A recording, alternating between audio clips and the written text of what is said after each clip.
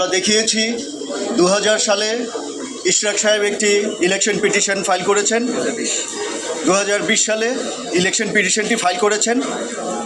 সেই election petition pending থাকাকালীন আমাদের অন্তর্বর্তীকালীন সরকার একটি অর্ডিন্যান্স জারি করেছেন।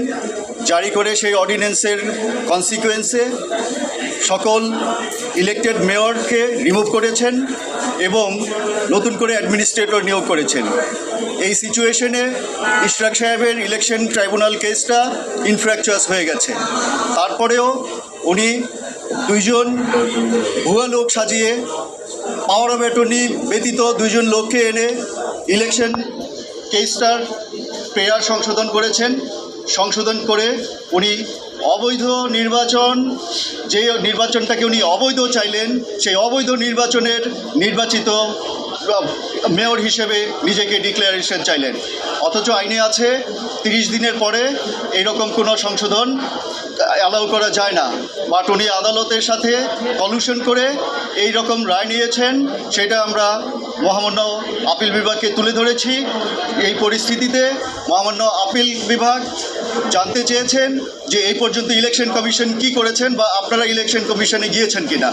আমরা বলেছি যে আমরা ইলেকশন কমিশনে লিগ্যাল নোটিশ পাঠিয়েছি 24/7/2025 তারিখে বিকেল 4 ঘটিকায়, 27/4/2025 তারিখে 4 ঘটিকায় তাদেরকে বলেছি যে আপনারা আপিল করেন, না হলে আমরা কোর্টে যাব। তখন ওনারা তাড়াহুড়া করে রাত 10টা বাজে ওনার নামে গ্যাজেট পাবলিশ করে দিয়েছে।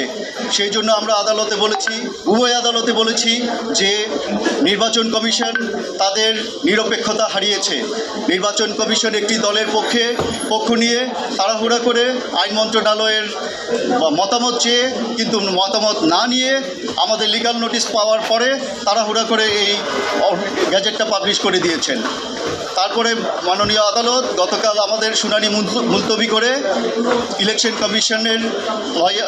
ইলেকশন কমিশনকে ডেকেছেন। আজকে ইলেকশন কমিশনের লয়ার এসেছিলেন।